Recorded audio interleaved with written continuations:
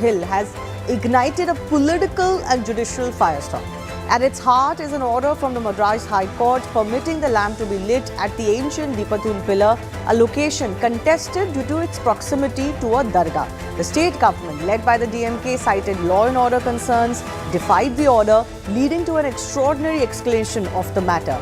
The case has not just reached the Supreme Court but also Parliament. Remember, opposition MPs have moved an impeachment motion against Justice G.R. Swaminathan, who is accused of overreach and bias, citing 13 examples by the DMK.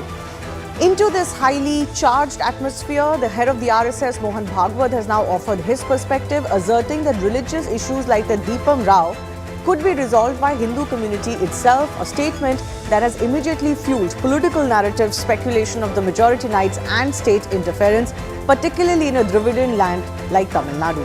Ruling DMK has also not hidden the fact that they feel this entire matter is a Hindu right conspiracy in the state. But ahead of elections, is it now becoming a matter that could influence the campaign and surcharge it with the DMK's alleged anti-Hindu mindset? This is not just about religion and politics anymore, but also legal jurisprudence and independence of the judiciary. Is DMK fearing a Hindu awakening, as Bhagwat pointed out, and is settling a political precedent, and while doing so, crossing a line, trying to impeach a judge? We'll debate all that and more in just a bit. Now, the DMK claims that Justice G.R. Swaminathan has displayed bias in religious and social matters. They have, of course, talked about how he attends RSS programs. He talks about his ideology, and some have even accused him of undermining the Constitution. So I want to highlight two examples of his previous judgments. In July 2024, he had ruled in favor of a Sufi Muslim group, allowing them to observe Muharram in their traditional way. The judgment emphasized the right to practice religion as per one's customs, reinforcing constitutional protections, especially for minorities. In August 2022, Justice G.R. Swaminathan had ordered that all Tamil Nadu government law colleges install a B.R. Ambedkar portrait, recognizing Ambedkar's role as constitutional architect and champion of equality. This was following a student's petition. So does the DMK charge really stand? Now, the DMK has alleged that the Deepam lamp lighting at the Deepatun pillar could violate rights of the nearby dargah and inflame communal tensions. Many experts have said that there was absolutely no need to suggest this because there was no opposition from any community to the order that was initially won. Now, Justice G.R. Swaminathan's observations in his judgment tell a very different story too. He noted that the dargah management had officially signed minutes expressing their no objection for the lamp to be lit at Deepatun. Minutes clearly stated that the lamp can be lit at any place beyond 15 meters from the dargah, ensuring that the centuries-old Tamil tradition could continue without infringing on anyone else's religious rights or property. In the midst of the ongoing lamp row, an archaeological survey of India team visited the site, which is at the center of the dispute. Now, we are being told this is to determine whether it is indeed an ancient Deepastham or a British era survey marker, to prepare an expert report for the courts and administration to guide decisions on the festival, and to establish the historical and the archaeological facts to help avert any communal or political tensions.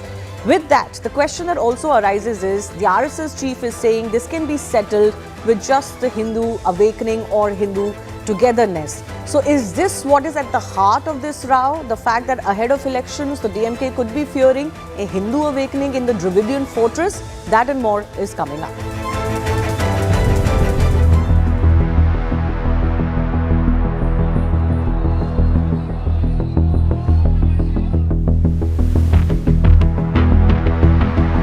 आजादी के इतने साल में नहीं हुआ है मान्यवर कि कोई जज एक जजमेंट दे तो जज के खिलाफ इंपीचमेंट लेकर आते हैं। अपनी वोट बैंक को एड्रेस करने के लिए इंपीचमेंट लेकर आते हैं मान्यवर। If it needs escalation, it will be done, but I don't think it needs so. The matter is now sub-judice. Let it resolve. Awakening of Hindus in Tamil Nadu. I think it is enough to bring about the desired result.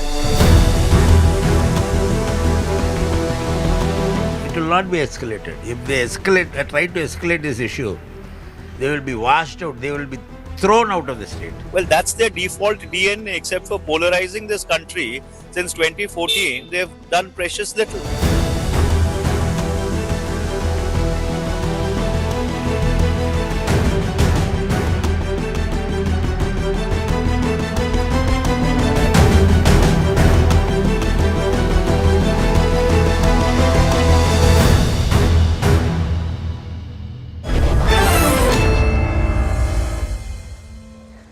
Let's go across to our guest joining us. Kalyan Raman is spokesperson of Tamil Nadu BJP. Harish Mohammad Ibrahim is political analyst, backs the DMK. Suman Sri Raman and Professor Geeta Bhatt, political analyst, and Ashwini Dubey, advocate Supreme Court, all with us. Harish Mohammad Ibrahim, I'll start with you. So many suggest that the very fact that the DMK has possibly acted in the manner that it is or overreacted to this issue is because it fears exactly what Mohan Bhagwat is talking about, a Hindu awakening in the state of Tamil Nadu. First of all, it is totally absurd to call that the DMK government is blacking all those things. It is not the truth, because the judgment has been reserved by 2014 when the ADMK was in power, and 2017 when again the ADMK was in power. So this is not only with the DMK government, because a law-abiding government should take precaution measures when these kind of fringe elements want to try to polarize one community against another. And in Tamil Nadu, whatever they plan and whatever they insinuate and whatever they try to do with the communal divisive politics, it won't affect even any bit when there is the DMK government in place. Because we are the one government which made sure 3,000 plus temples Kudamulaku, the Kumbhabhishema has happened. But they want to portray the DMK government as a government which is against Hindu. That is not true. Because even the Tamil Nadu people know how to divide the politics and religions on a particular But then arena, did you need to, you're calling it a fringe element, did you really need to go out of your way to try and defy the court order, even if you didn't agree with it? You had legal remedies, which is fair, but even before those legal remedies could be exhausted, you filed an impeachment motion against the judge.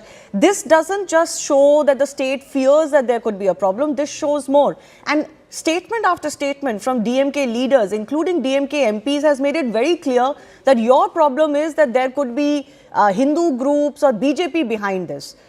So is that the only reason you're opposing this?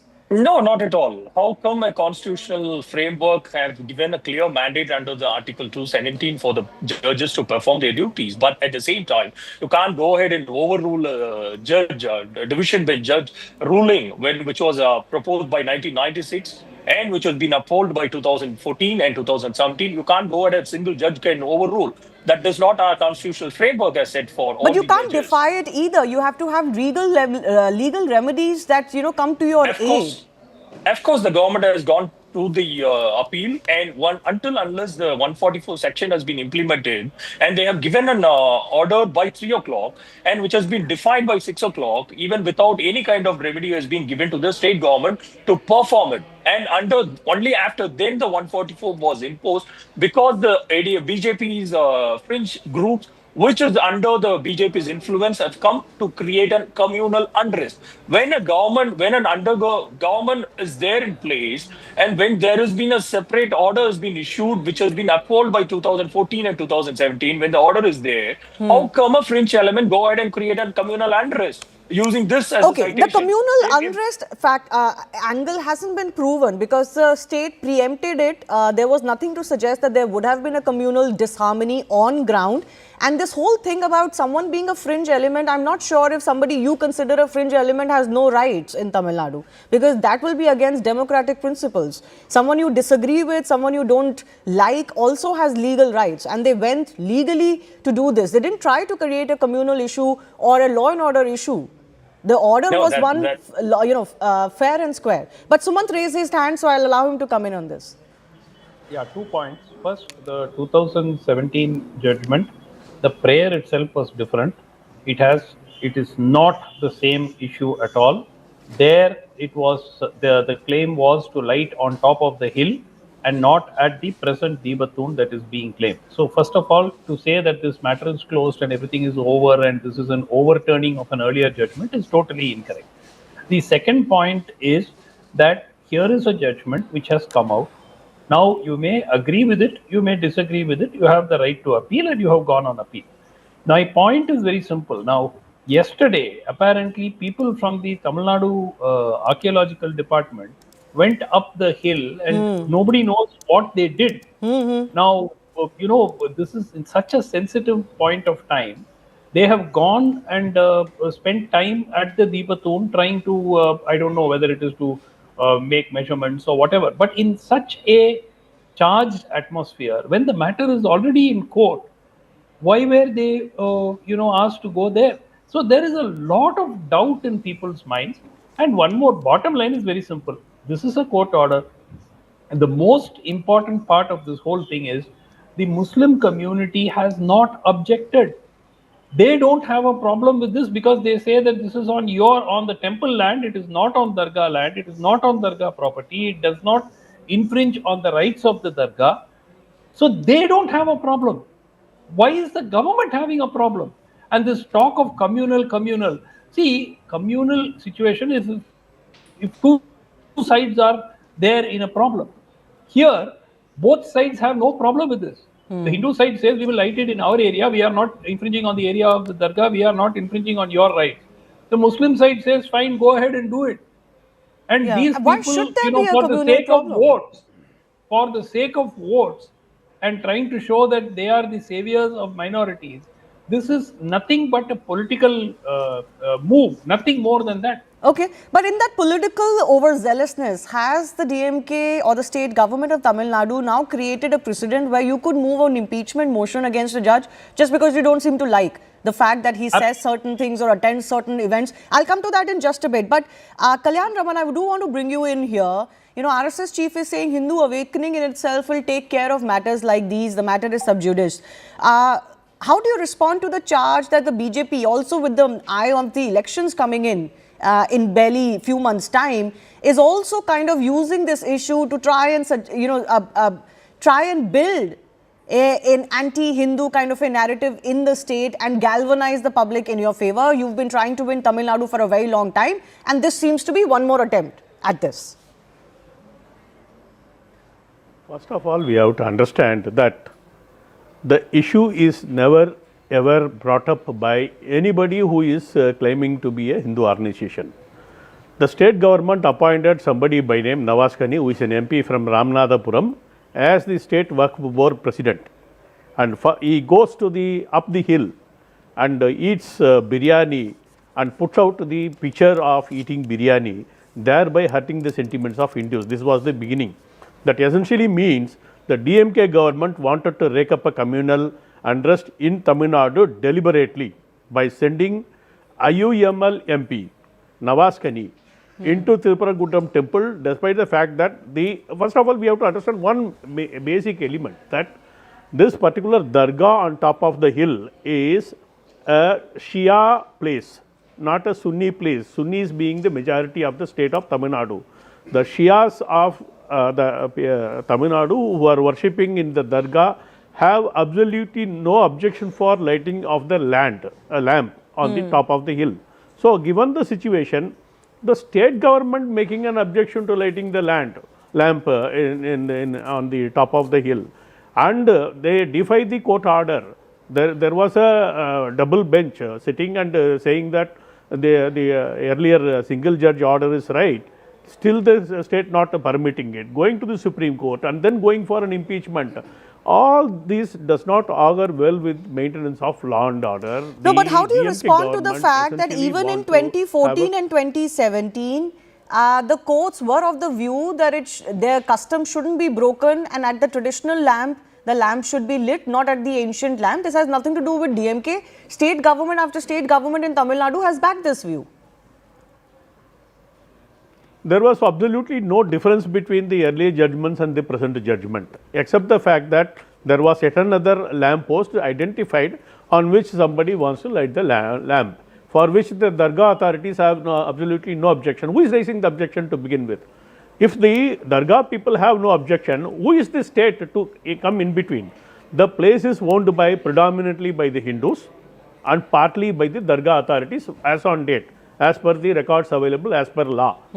when there are only two parties and the two parties are ready to work together on a simple issue of lighting of lamp, who is the state government to come in between? And that too, despite the law, the law enforcing judgment having come in place, both by Justice G.R. Swaminathan and later by the bench. The bench as When well. both have upheld the lighting of lamp is right, who are you as a state?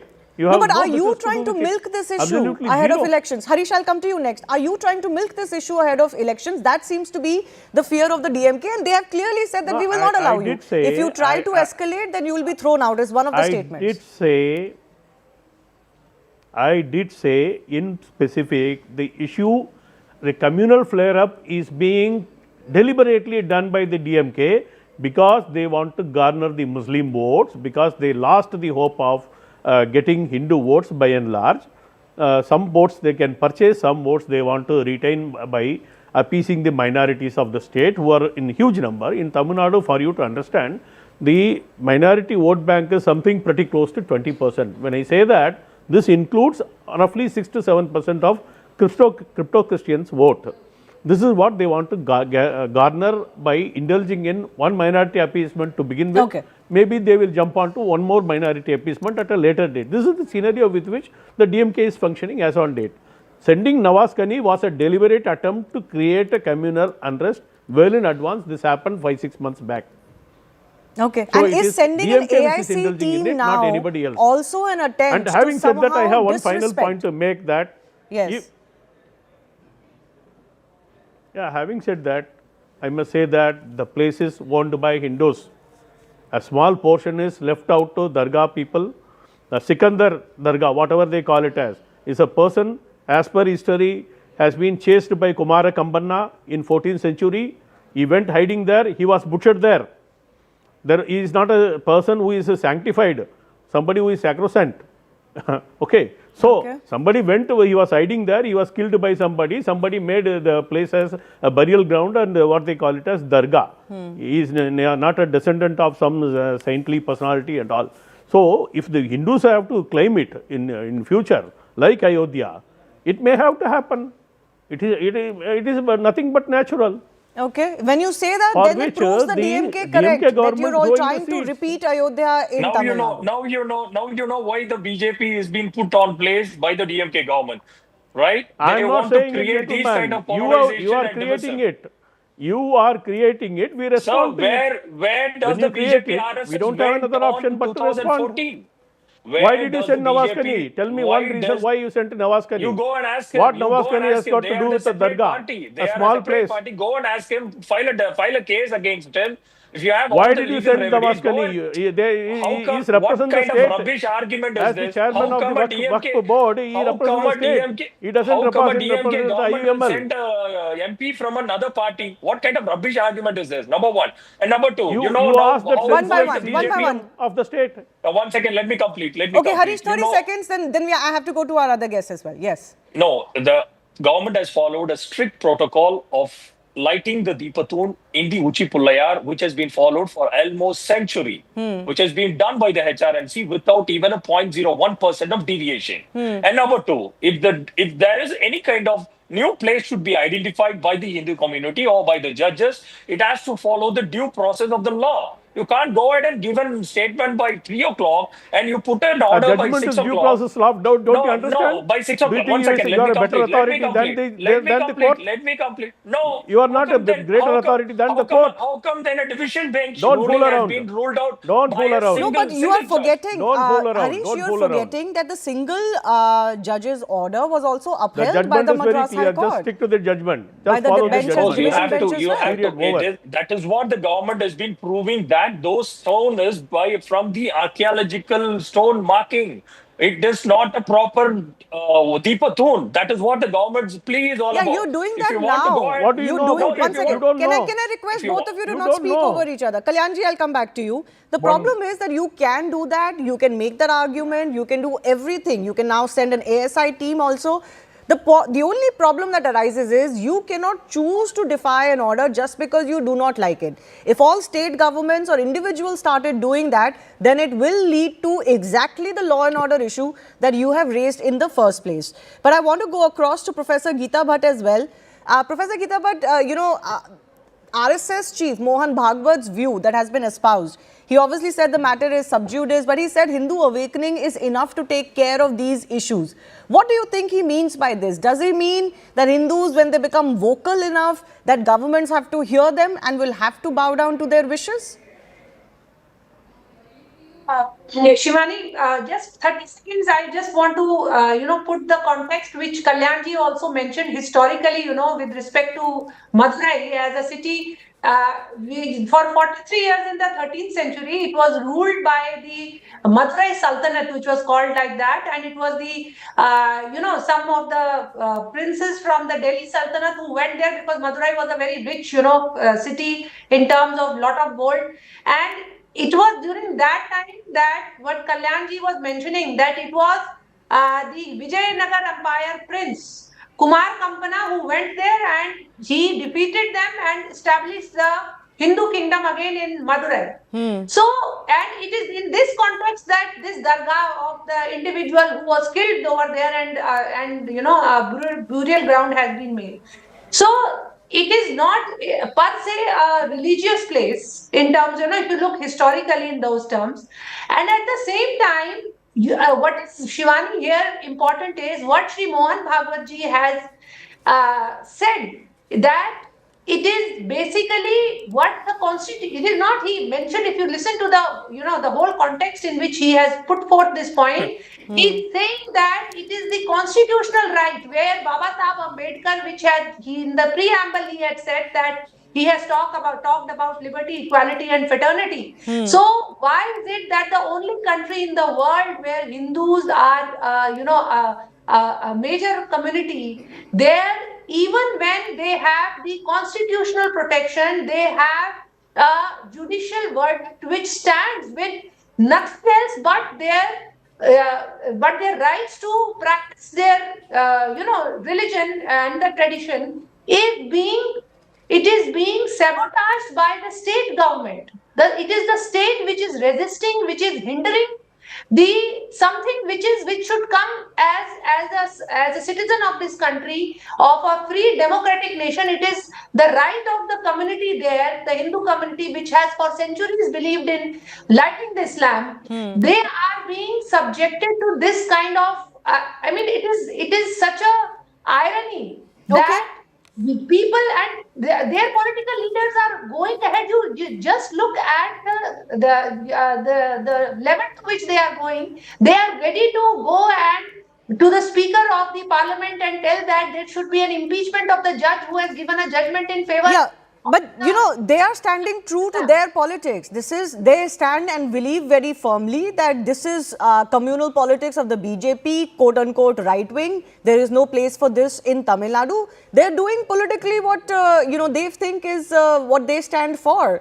The only problem here is the mixing of the political rhetoric with what the state government can or cannot do or should not do. And now the question of browbeating a judge by saying you are biased just because you don't like him. In fact, Ashwini Dubey, all of the past instances where impeachment has been attempted have been either on grounds of corruption. There have been multiple such cases. Nobody has been impeached per se, but yes, some judges have retired or quit before the impeachment process could complete. The most latest cases of Justice Yashwant Marma, again, wads of cash found at his residence, and that's why it was a corruption matter. One faced sexual harassment allegations but got a clean sheet. Another judge, Justice J.B. Pardiwala, his remarks on reservation drew ire, but he withdrew those remarks. There is another judge who was accused of judicial interference and caste slurs, but the motion was rejected. So, just bringing in this impeachment that, the judge has said this, done this, attended this event, do you think this would be sufficient at all to impeach a judge, or this is just a political gimmick? Of course not. The proved misbehavior, serious ethical or professional misconduct or incapacity inability to discharge duties due to physical or mental reasons. Here, it's unheard of the Indian Supreme Court and High Court's establishment, since it's established that the judge is being impeached for the reason that he has passed an order, and that too when there is a right to appeal available under the law. The Constitution is a guided principle which says that if you are aggrieved by any order, you may appeal it to the appellate court. And that too when the High Court and the Supreme Court, single bench order can be appealed to the High Court, the division bench, and then it can go to the Supreme Court. Instead of moving in that direction, what you are doing, you are obstructing the judge, which has a constitutional right under the separation of powers under the Constitution, to discharge his duties. For this, he has taken a constitutional oath. It is very wrong trend is being started that the judge fearlessly cannot discharge duties. Point one. Point two, right time, and again 2017 judgment is being discussed. Three aspects were there. Crucial aspect none of the panelists have raised. It said that it cannot dictate the precise location, but as a devotee, the personal legal right to enforce lighting at any specific location, and if the temple perform functions without violating its duties, courts must refrain from interfering in matters. Even the court did not say that you cannot lit the Deepam there. Number three. If you see the past precedents of the impeachment is then when there is a Judges Inquiry Act which provide the framework for removing judges of the Supreme Court. Here you have a right to appeal, but despite obtaining or exhausting that remedy, you are straight away going to the parliament just for making a judge into your political debate or to win the elections, or for politically motivated. You are saying this judge has a passed order which has a ramification. Rightly or wrongly, if a judgment passed, that judgment, unless reviewed or appealed or stayed, the state is bound to exactly. So impeachment motion has obviously been a gimmick of sorts, and it is a political, posturing, which is fine. Political parties are allowed that. This is also an avenue available to them. So they have exercised it. But in doing so, Harish, has the DMK kind of given up, their mental makeup, which is that they're even willing to browbeat the judiciary because they think a case is a conspiracy by a certain section or motivated by a certain section? You can't decide that you will follow a court order depending on that. You have to follow a court order, period. No, if you go ahead and saw the chronology of events by the Justice GRS on various events, whether he attended an RSS, let us keep aside that. But having said that, he has his constitutional position to make sure to deliver a judgment, which the DMK government doesn't have any say upon it. But having said that, a series of judgments passed by him under the Madurai High Court Division Bench of Madras have given a serious ramifications and series of thought process which has been provoking, which is communally divisive in nature for the last 13 to 14 cases. There are so many cases which I can pull it up and give it to you, all the 13 to 14 cases. For the benefit of our viewers, Harish, please mention one of these cases that became a communal problem. There are so many. Ask him to name the case. Yeah, Harish. No, there are so many. Just cite one case, gentlemen. There are so many. I'm not looking for more. Just the one. matter is sub-judice. I don't want to get into those. No. If you don't know, just don't say that. It is no longer one second, gentlemen, I'll allow you to come in. But Harish, you have already, the DMK has already moved an impeachment motion against the judge. Right? So you can't now say the matter is sub-judice. The matter which is the sub-judice, whatever the division bench which has been given, he ruled out it. And how come a constitutional position has the framework to do that? No, you name a case which created a problem.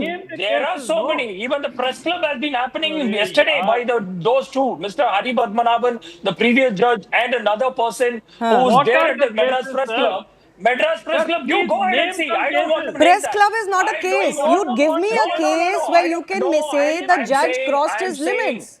I'm saying there are 13 to 14 instances which Mr. GR has given, which has created a huge amount of ruckus. Where is the huge amount of ruckus? I'll allow Suman Siraman to come in. Even Mr. GR has stated... No, 14 cases, no. 14 cases. You tell 5 cases. I'm Give us the saying list. even Mr. GRS Somebody has said something. You are categorically not able said. to tell me which judgment I don't created want. I just don't say want to one, pull out the forget data about for five, you. one case. You have everything. You have everything on Harish, record. just Even say Mr. one case. Why don't Even you on the mention the case? last forum, he openly said that he has his constitutional position, which is oversight the Sanatana Dharma, whatever the religious beliefs, he goes for it. He will go ahead and He uphold never. that first. And whether Today, I'm that is sorry. not his, He did it is not say against that. his oath. He did That not is not show against his us the oath. clip. That is Where not did he against say his that? oath of Where did he constitution, say that? which the Mr. Where did Judge he has say that? taken. When did he No. say that? Where did he say Everything is that? on When did he record. say that? Everything is on record. Everything is on Everything is record. on Show record. it. Show it. You are Everything not is on able to record. produce. If You are not you able. have You anything, are you go not. ahead and file a You case are. against me. I Sir, will why? prove in the court of law. One by Where one, does please. it One by say? one. Can I give Sumant Yan, 30 you are seconds, not. please? If you have Harish, anything please. against, I request you. Man. I request you to yield now. Sumant, very quickly. Man Yes. is saying he has given 14 cases which are violative of constitution and so on. He has not named one case. No, He says you they're go not and saying pick up. 14 cases. They're saying there are 13 instances, which Yes. includes his speeches, his attending an event, etc. But if you're talking about his cases being biased or judgments being biased, which can be a logical Yesterday, issue on which there you can was impeach a there judge, was a there report, doesn't seem to be a Shivani. case. There was a report saying that he had disposed of the most number of cases in Yes. recent times. 73,000 cases have been disposed of by him. The man sits from 9 o'clock up to 8 o'clock in the night on several days. Now, the point is not that. If there is something which is violative of law, which he has done while he is seated in court, please raise that. Tell us what it is. You can't tell. You say he has done all kinds of terrible things, but I can't tell you. But I will continue to say that if No, you no, want, the you go list and has been given apparently as part of the motion, so it has nothing to do with matters being sub-judice. But Kalyanji's final 30 seconds, given that the judge has attended RSS events, given that the judge has said that, he keeps Sanatan Dharma, Vedas above everything else, do you There was think a these are Supreme Court problematic? judge, former Supreme Court judge who was a member of the DMK, mind Yeah. you. Where is the Are these where is the problematic bar statements, on, Mr. Kalyan? Judge, Yes. allow me to complete. Where is the bar on anybody attending any organization's meeting, which is a legally run organization? RSS is a legally run organization for the last 100 years. Where is the bar on anybody to come for an RSS program? People are going for communal programs from DMK. DMK leaders have attended those organizations which were banned, like SDPI, PFI. First, we have to talk about those who are indulging in atyachar, those who are indulging in killing, rather than talking about a legally run organization which is thriving and which is growing. No organization in the whole world has survived more than 100 years. No organization in the world. Believe me, no organization in the world has survived more than 100 years. This is the one and the only social organization which has survived. All right. In the whole world. Has this Mr. Kalyanaraman, Dravidian movement, which is keeping all your RSS left, right, and center, has withstood over 100 years. And we will stand for The problem is exactly this. This has become a battle against RSS and BJP, and in all of that, there is a very fundamental issue of judicial browbeating and of not following judicial orders, and a slippery slope at that. But I have to leave it at that. I do thank all of our guests for joining us. Moving on, Australia has pulled off what most countries can't even dream about: a full nationwide ban blocking anyone under 16 years from using social media starting day before. Instagram, TikTok, Snapchat, YouTube, Facebook and X all are off limits, and the onus is on platforms, not on parents. This is the world's first legislation banning social media platforms and websites for teens. The crackdown will lead to the accounts of more than 1 million users under 16 being deactivated in Australia. Social media companies will face a fine of up to 50 million Australian dollars if they fail to take reasonable steps to comply with the legislation. Now, the deaths of 2 teens triggered the Anthony Albanese-led government to take this landmark action. 14-year-old Oliver Hughes was found dead in his bedroom in January earlier this year. The mother holds social media responsible for her son's battle with anorexia nervosa and his subsequent suicide. Emma Mason was also lost her daughter Matilda Rosewarne to suicide, also blaming social media for it. her 15-year-old daughter died by suicide after she was bullied on social media, including the use of fake nude imagery. In fact, a study commissioned by the government found that 96% of children aged 10 to 15 used social media. Out of these, 7 out of 10 had been exposed to harmful content, including misogynistic and violent material, along with content promoting eating disorders and suicide. According to a survey cited by Australia's e-safety commissioner, 57% of teens aged 13 to 15 were bullied online last year itself. So there is a worldwide debate going on platform responsibility plus what countries need to do because of the harmful effects of social media usage coming to fore. Australia has set an example. Do we need the same in India? That's coming up with our guests.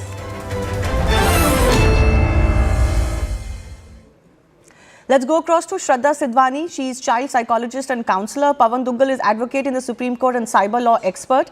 Anant Ladda is social media influencer, founder of Invest Aaj for Kal. As a social media user yourself, Anant, I want to begin with you. Do you welcome a step like this? Because even if somebody is youngish themselves, let's say college or a young adult starting work for the first time, I think even a 21, 22-year-old would be able to appreciate today that for a teenager or for an even younger pre-teen child, social media has extremely harmful effects. So do you think the entire world needs to look at it?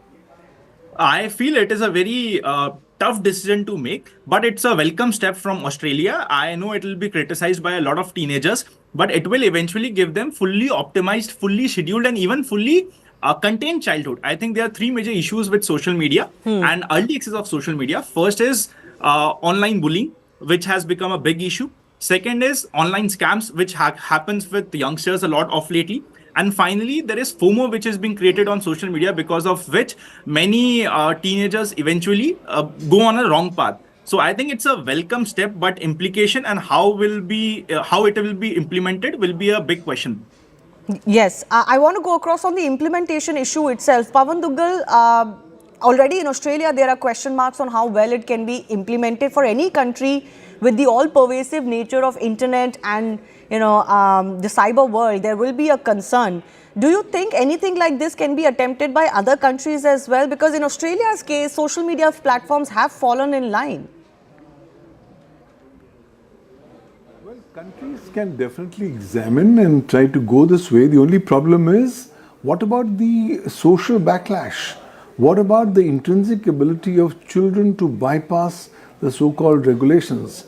And if you want to do it in the Indian context, I'm pretty much sure it's going to be well nigh impossible. For the very simple reason that once the children have tasted blood, it's going to be very difficult for us to get them off social media. And what prevents children from going ahead and making false representations about their ages on social media? Today, when age gating is not properly well defined in the Indian context, I think we'll have to learn our lessons. Maybe this model has worked in Australia. I'm not so sure how it has worked. Why? Because while the companies have fallen into line, I'm not so sure whether the children have fallen into line. It's only after some time, as the enforcement levels are going to be determined, we'll come to know whether the said approach or the said legislation is a success or not. It's too early to celebrate. Why? Because children will find more distinctive ways using darknet, using VPNs to go ahead and be on social media. So in a scenario like this, I think it's too early to celebrate right now. Yes, for other countries, it's a model, but whether the model is going to work in the peculiar facts and circumstances and the sociological ground realities of every country, that will be dependent upon the peculiar facts of each case. Yes. So I think let's wait and watch. There's not too much to talk right now. This could be an example that others could be, in fact, waiting and watching out for. But Shraddha, I want to understand for you, as a child psychologist and counsellor, do you think it was inevitable that something needed to be done about the kind of social media usage that has become all pervasive today, even for young kids, even for kids as young as 8 or 9 or 10? Shivani, it's very interesting we're having this talk today because we had one of the biggest conferences of psychiatry for children and school mental health. So we had psychiatrists all over India, psychologists, teachers, educators attending that. And we saw that, yes, there are races. The levels of depression, anxiety, bullying, trolling, body image, anorexia, like you said, have all gone up. However, as a team of therapists, psychiatrists, we do agree that while these have gone, as somebody else said, the brain is also patterned already. People have got addicted to social media. Right now, to give a complete halt and do all or nothing, as we say it in psychology, may not be possible. So I think what as educators or doctors we are recommending is maybe have more digital literacy programs, maybe have age verification programs. We do know that yes, children do have spam accounts, but making the parents understand that what is the purpose behind being on these social media platforms. The purpose was expression, connection, and communication, right? How is this going to empower your child's self-esteem and self-growth? What is your child using this platform for? So I think a complete ban may not be possible, because we are going to see a lot of backlash. If we can break certain patterns, we also have to understand that at a vulnerable age of 13 to 17, the brain is still developing. As we see, children between 21 to 24, we see that the frontal lobe of the brain neurobiologically is developing. As that brain develops, they are better at making decision making. So eventually we are going to live in a digital world. Children are going to become adults and going to use social media. So if you prevent them from using it on their gadgets, yes, they're going to on using gadgets, with their parents. Or, we do also know children today who are lying consistently. So I think we have to understand that maybe we need to create digital literacy. With AI coming in, we are seeing much more of this. No, so can I just say, I don't like to bring in my personal, perspective into this, or certainly not from my personal life, but I'm a mother of a very young child. Sure.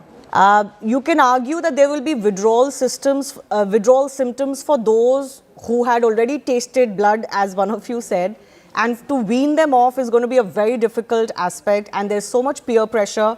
But because everybody else is using, you can't parent your child into not using or doing something. So the only way for it to work for children is that nobody does it. Nobody does it in classrooms, nobody does it in schools, nobody does it in their peer group. Otherwise, no parent can parent effectively. Because eventually in this age, you can't deprive your children of things their friends have. That has a more negative effect, I think, and destroys your relationship with your child. But think of the generation that is going to come 10 years later, right? If we already build a system where kids are allowed to be kids for longer, and social media certainly is not helping in that space, kids who are going to come later, in the later generation, who are going to be teens 10 years later, 12 years later, this could be very effective for them. Shraddha, why don't you start first, then I'll take that to our other guests as well. This is not just for the present generation, this is for the future generation as well. We'll get used to it.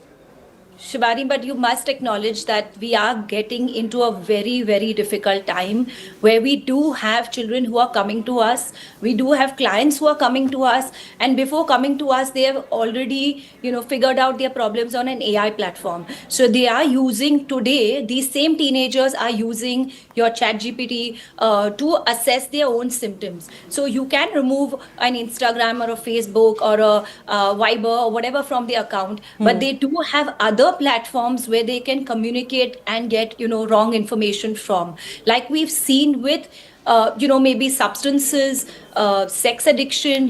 Whenever there is a complete ban, sometimes the urge of getting it becomes higher. So maybe we can come to a more educational perspective where we can teach them the do's and the don'ts, weigh the and cons of the decisions that they are making. And I think that's what we need to realize, because we have the highest youth in India today, and we need to make them mentally empowered, emotionally empowered to make the right decisions.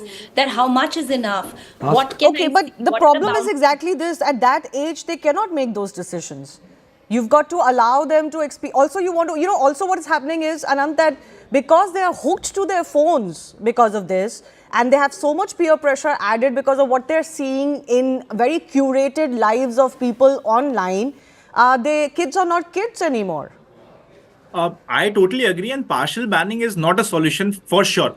Otherwise, it will create FOMO in minds of people. And suppose we have a drug and we are afraid that if we ban a drug, it will be available in the black market. It doesn't mean that we don't ban that it. you don't if it's ban drugs. harmful. Exactly. And awareness, But we have to ban awareness it. also goes so far. Awareness alone has never been able to solve any kind of serious social problems. Absolutely, especially for teenagers, I feel if we have a proper regulated way, that is a better way to control it. At least majority of the teenagers will be saved from the harmful impacts of social media. I know we cannot achieve 100% blanket rate, but even if we are able to achieve 60-70%, it's a good start. And I feel it's a welcome step from Australia. And we should in fact help them out on social media and vote for them. But as a content creator yourself, many teens are content creators today. Do you think they will revolt if any such thing is done in India? Because many of them earn big bucks actually. They are already revolting in Australia, and they are giving, they are saying that their democracy is at stake. So, yeah, I know there'll be revolts in India as well, but every good change always has a revolt. I think I also have many young viewers, but at times we have to keep our personal interest aside and think of a larger good. Yes, I certainly feel like if there is a period where for 5 years, for example, which this becomes normalized, that social media is for 16 plus only, then the future generations that will come in, they will not have so much problem or FOMO that they are not using something, because that is what society will adapt to. Currently, it has become so pervasive that you can't even stop maybe a 5-year-old child from using, not just using a mobile phone, but also consuming content which has no control. But parental controls, for many websites, there are parental controls. On TV, Mr. Duggal, there are parental controls. Why are they so weak? Or, why can't we make these more effective? Parental controls will never be effective in India. Why? Because children are almost 2 generations ahead of their parents as far as technology is concerned. And the very thought of parental control is a revolting thought. It actually is something like being violative of your fundamental right to life as a child. You want your own private space. You don't want your parents to become your next censor, your next police. So I think given the sociological milieu and given the evolving social standards, parental controls have never been effective globally, and they will be of not effect in India as well. Better thing will be to make the children more as friends. The moment we say we are doing parental control, we are giving the impression that we are in the Danda Raj. The parents are taking the Danda and are going to control the children, which is a revolting thought process from the children's point of view. So I think more capacity building, more creating awareness, treating them as friends, starting conversations with them at home, at the dining table, in the dining room or the drawing room, telling them about the different nuances could set them thinking. And that could be a better way of winning them rather than to talk of parental control in today's context. But can I ask you, a lot of, Shraddha, just one second, there are a lot of platforms that have faced flag. Facebook, for example, where it has come to light that they were very aware that young teens or minors were being exposed to harmful content, including sexual content, pornography, etc. But they did barely anything at all. Don't you think countries need to be much stricter with these platforms for being so negligent about the fact that they knew the teens were being targeted? I think I can't agree more with you. Countries need to adopt a far more stricter approach towards intermediaries and service providers. These guys can't say, I'm providing you a platform and I will be a spectator, let mayhem happen on my network. That argument is no longer logical nor feasible. Today, service providers will have to be more sensitive towards the need for protecting children, towards the need for ensuring that there are appropriate age gating mechanisms which are stipulated by the laws in different countries. Okay. But unfortunately, most of the American based service providers are saying, guys, we are governed under the US Communications Decency Act. Section 230 gives us complete immunity, and that we'll apply that immunity across the world. I don't think that immunity applies across the world.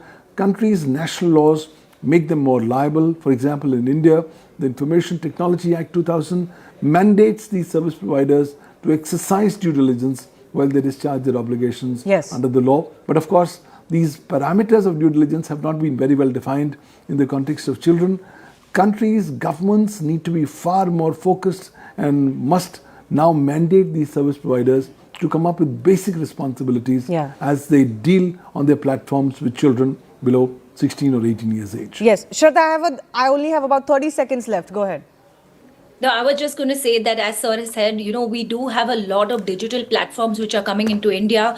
I have somebody who had approached us a couple of years back, which enables parents to sort of have some control over their gadgets. So how much time are they using it for? What app are they using?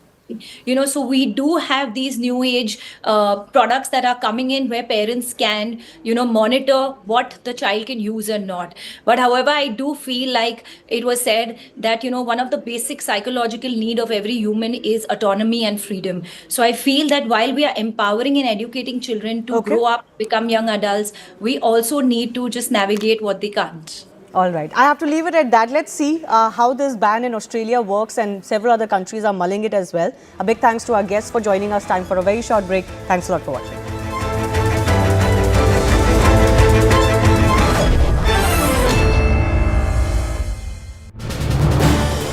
This is News 18 Network.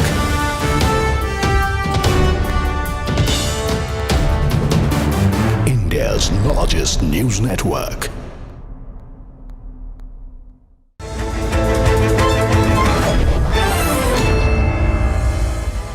Welcome everyone. Thanks a lot for staying with us. You're watching Plain Speak with me, Shivani Gupta. For days, the nation's spotlight has been fixed on Tamil Nadu, where a seemingly simple religious ritual, the lighting of the Madurai Deepam lamp atop the Thiruparankundram hill, has ignited a political and judicial firestorm. At its heart is an order from the Madras High Court permitting the lamp to be lit at the ancient Deepathoon pillar, a location contested due to its proximity to a dargah. The state government, led by the DMK, cited law and order concerns, defied the order, leading to an extraordinary escalation of the matter.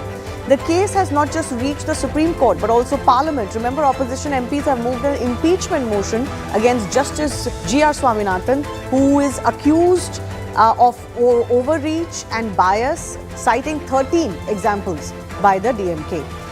Into this highly charged atmosphere, the head of the RSS, Mohan Bhagwat, has now offered his perspective, asserting that religious issues like the Deepam Rao could be resolved by Hindu community itself, a statement that has immediately fueled political narrative, speculation of the majority Knights and state interference, particularly in a Dravidian land like Tamil Nadu. Ruling DMK has also not hidden the fact that they feel this entire matter is a Hindu right conspiracy in the state. But ahead of elections, is it now becoming a matter that could influence the campaign and surcharge it with the DMK's alleged anti-Hindu mindset? This is not just about religion and politics anymore, but also legal jurisprudence and independence of the judiciary. Is DMK fearing a Hindu awakening, as Bhagwat pointed out, and is settling a political precedent? And while doing so, crossing a line, trying to impeach a judge. We'll debate all that and more in just a bit. Now, the DMK claims that Justice G.R. Swaminathan has displayed bias in religious and social matters. They have, of course, talked about how he attends RSS programs. He talks about his ideology, and some have even accused him of undermining the Constitution. So I want to highlight two examples of his previous judgments. In July 2024, he had ruled in favor of a Sufi Muslim group, allowing them to observe Muharram in their traditional way. The judgment emphasized the right to practice religion as per one's customs, reinforcing constitutional protections, especially for minorities. In August 2022, Justice G.R. Swaminathan had ordered that all Tamil Nadu government law colleges install a B.R. Ambedkar portrait, recognizing Ambedkar's role as constitutional architect and champion of equality. This was following a student's petition. So does the DMK charge really stand? Now, the DMK has alleged that the Deepam lamp lighting at the Deepathoon pillar could violate rights of the nearby dargah and inflame communal tensions. Many experts have said that there was absolutely no need to suggest this because there was no opposition from any community to the order that was initially won. Now, Justice G.R. Swaminathan's observations in his judgment tell a very different story too. He noted that the dargah management had officially signed minutes expressing their no objection for the lamp to be lit at Deepathoon. Minutes clearly stated that the lamp can be lit at any place beyond 15 meters from the dargah, ensuring that the centuries-old Tamil tradition could continue without infringing on anyone else's religious rights or property. In the midst of the ongoing lamp row, an Archaeological Survey of India team visited the site, which is at the center of the dispute. Now, we are being told this is to determine whether it is indeed an ancient Deepastham or a British era survey marker, to prepare an expert report for the courts and administration to guide decisions on the festival, and to establish the historical and the archaeological facts to help avert any communal or political tensions. With that, the question that also arises is, the RSS chief is saying this can be settled with just the Hindu awakening or Hindu togetherness. So is this what is at the heart of this row? The fact that ahead of elections, the DMK could be fearing a Hindu awakening in the Dravidian fortress? That and more is coming up.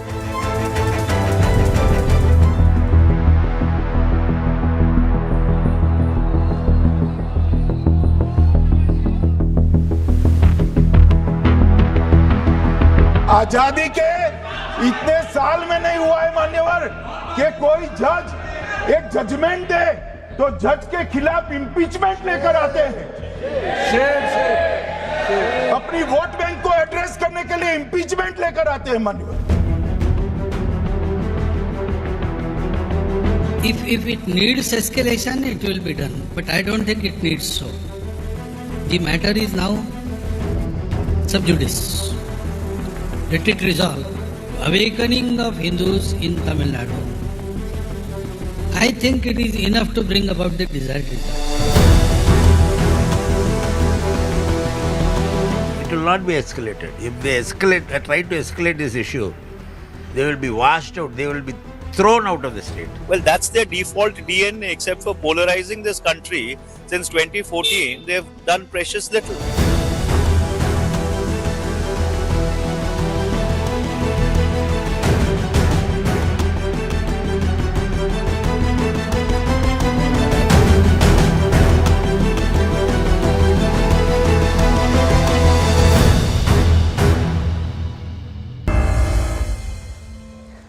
Let's go across to our guest joining us. Kalyan Raman is spokesperson of Tamil Nadu BJP. Harish Mohammad Ibrahim is political analyst, backs the DMK. Suman Sri Raman and Professor Geeta Bhatt, political analyst, and Ashwini Dubey, advocate, Supreme Court, all with us.